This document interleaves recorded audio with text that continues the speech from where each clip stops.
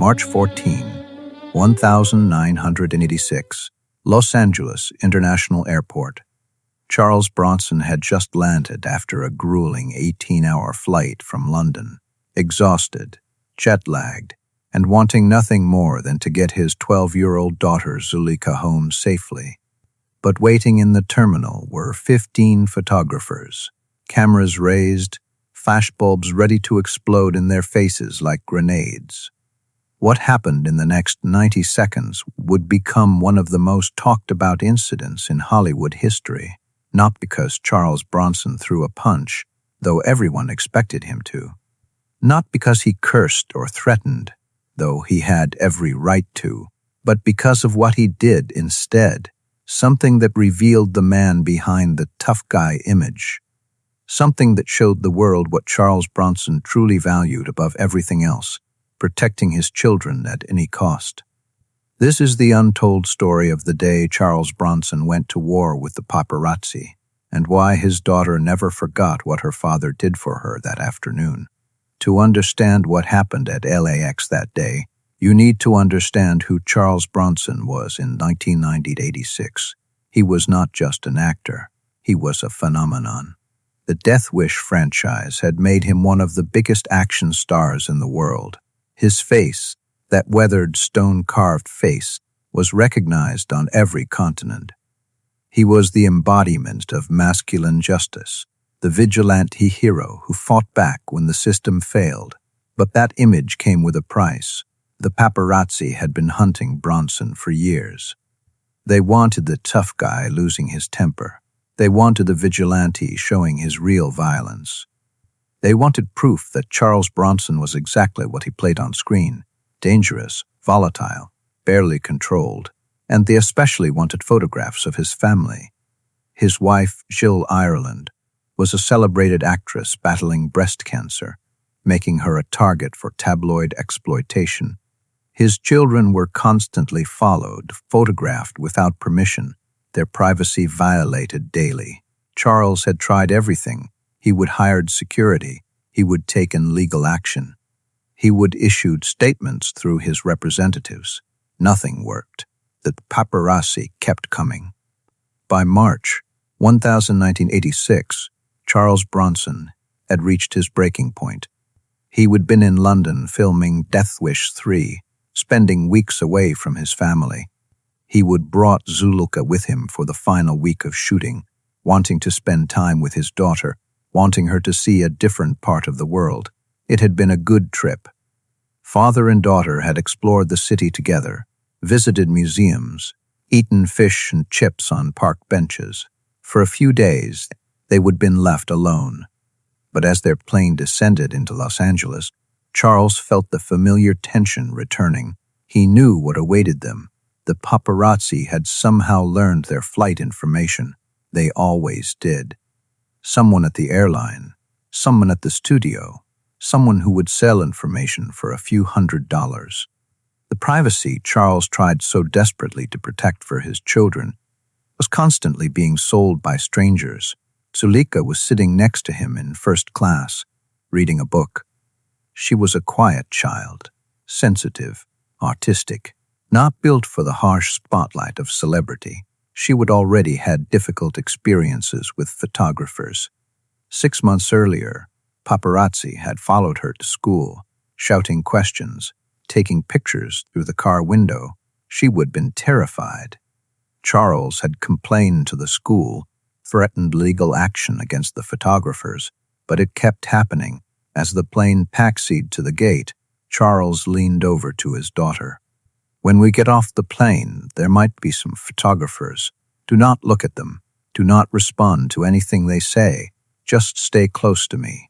Zuleika nodded, but Charles saw the fear in her eyes. She was 12 years old. She should have been worried about homework and friends, not about grown men with cameras hunting her. They exited the plane into the jetway. Charles was carrying both their bags, keeping Zuleika close on his left side, away from the crowd. They walked through the terminal, and for a moment Charles allowed himself to hope that maybe this time would be different. Maybe they would gotten lucky.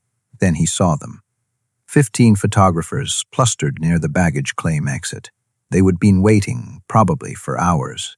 Some had telephoto lenses. Others had flash rigs that looked like small suns. One had a video camera on his shoulder, recording everything. The moment they spotted Charles and Zuleika, they moved as a pack, not walking, running, shouting his name, calling out to Zuleika. "Charles, over here. Look this way. Zuleika, smile for the camera, sweetheart. How is London? Are you happy to be home?"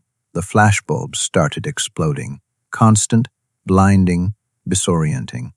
Charles immediately positioned himself between the photographers and his daughter. He put his arm around Zuleika's shoulders, pulling her close, using his body as a shield.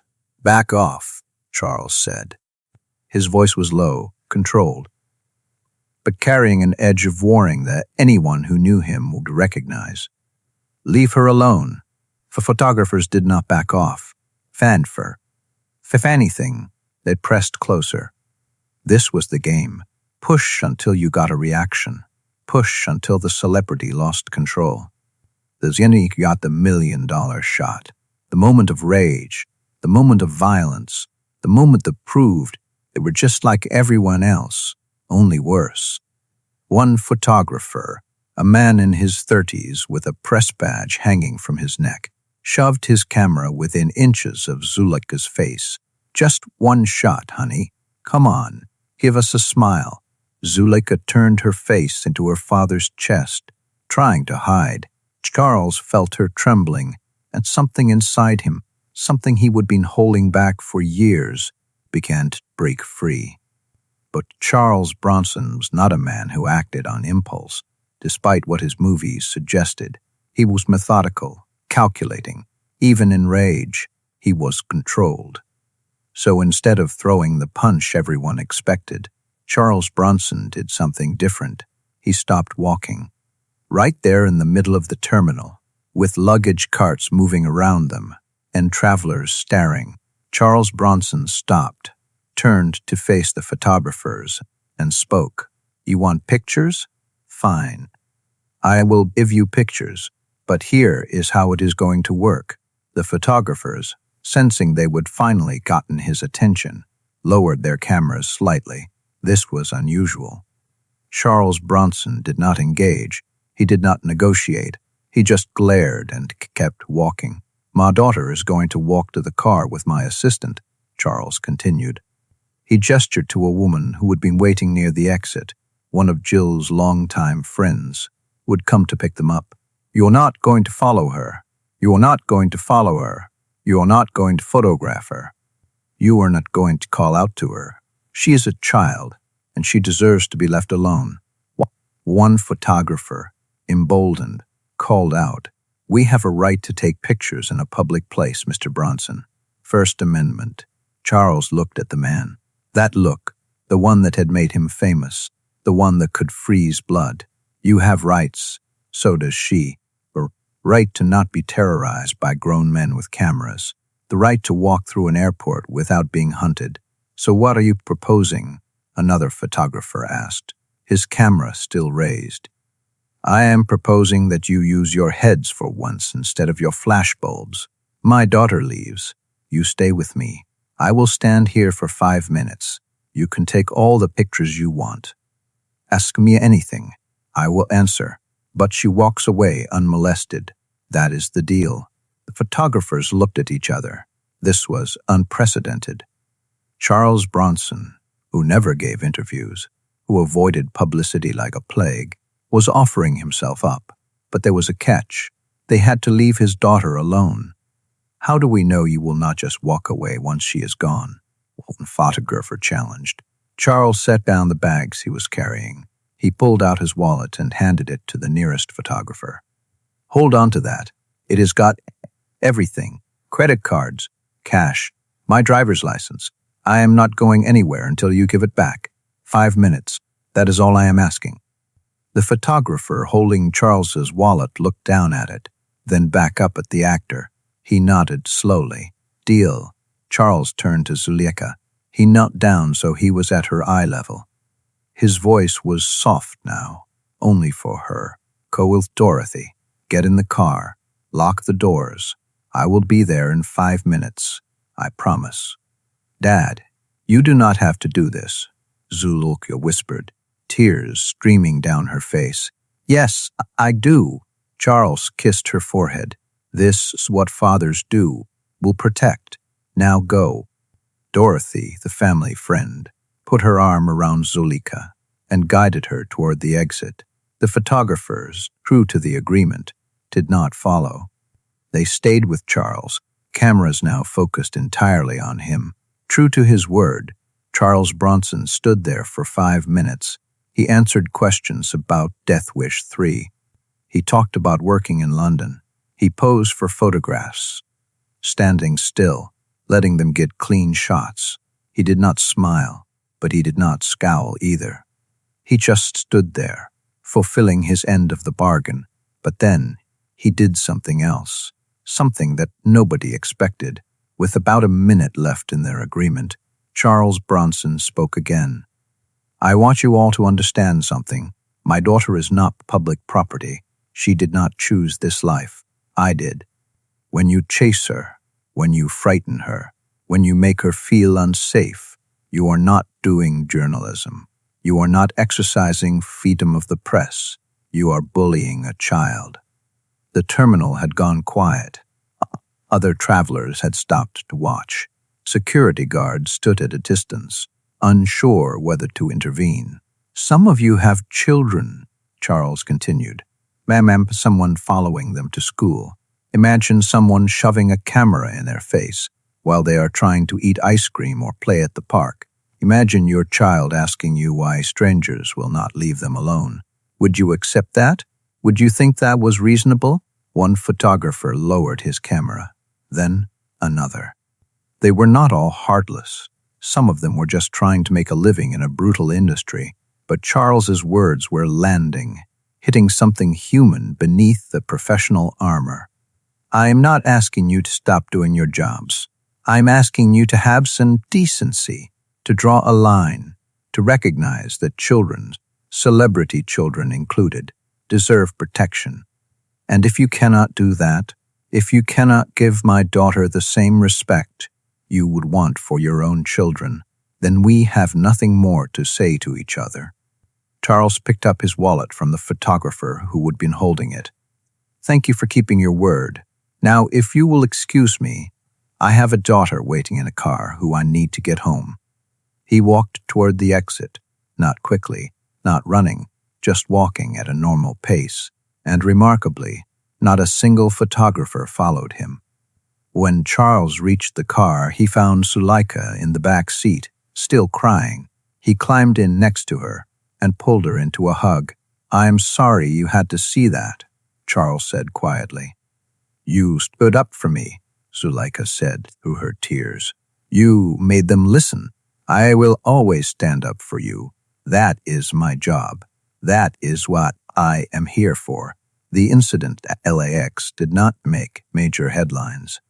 A few tabloids ran photos of Charles standing in the terminal, but without the confrontation they would hope for, the story was not particularly interesting. What they did not report was what happened in the weeks that followed. Charles Bronson began making phone calls. He contacted other celebrity parents who had dealt with similar issues. He spoke with lawyers about privacy rights for children of public figures. He even reached out to editors of major publications, having frank conversations about the ethics of photographing minors without parental consent. He did not approach it with anger or threats. He approached it with reason, with the same controlled intensity he had shown at the airport. And slowly, things began to change.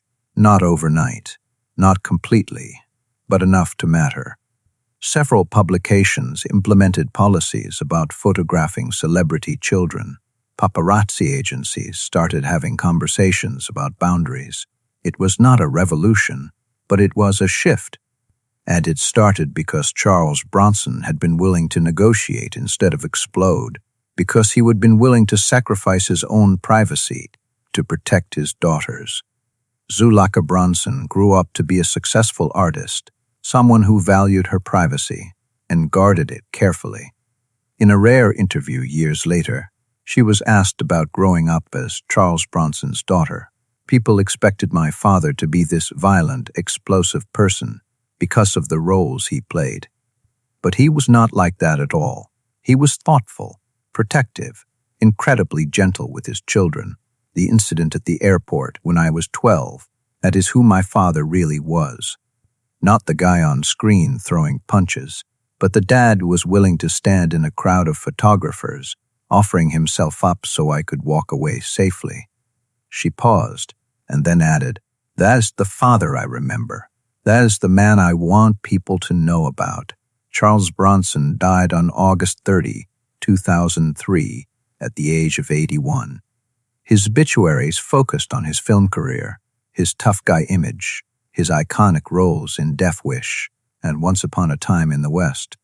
They talked about his rugged face, his minimalist acting style, his status as a global action star. But they did not talk about March 14, 1000. They did not talk about the day he stood in LAX and negotiated for his daughter's safety. They did not talk about how he sacrificed his own desire for privacy to protect hers. They did not talk about the father who knelt down in an airport terminal and promised his terrified child that he would handle it. That story lived only in the memories of those who were there. The photographers who would agree to his terms, the travelers who would stop to watch, the security guards who would stood at a distance, wondering if they would need to intervene. And most importantly, in the memory of a 12-year-old girl who learned that day what it truly meant to be protected, to be valued, to be loved by a father who would face down any threat to keep her safe. In the years since, discussions about paparazzi ethics and the rights of celebrity children have continued. Laws have been passed in some places, debates continue in others. But the core question remains the same one Charles Bronson raised in that terminal. At what point does public interest end and human decency begin? Charles Bronson did not solve that problem in 5 minutes at LAX. No one person could, but he did something arguably more important. He showed that it was possible to stand up for what is right without violence, to protect without destroying, to be strong without being brutal. The tough guy had a soft heart. The vigilante was really a guardian, and the man famous for solving problems with his fists chose, when it mattered most, to solve one with his words and his willingness to sacrifice. That is the Charles Bronson his daughter knew. That is the Charles Bronson the world should remember.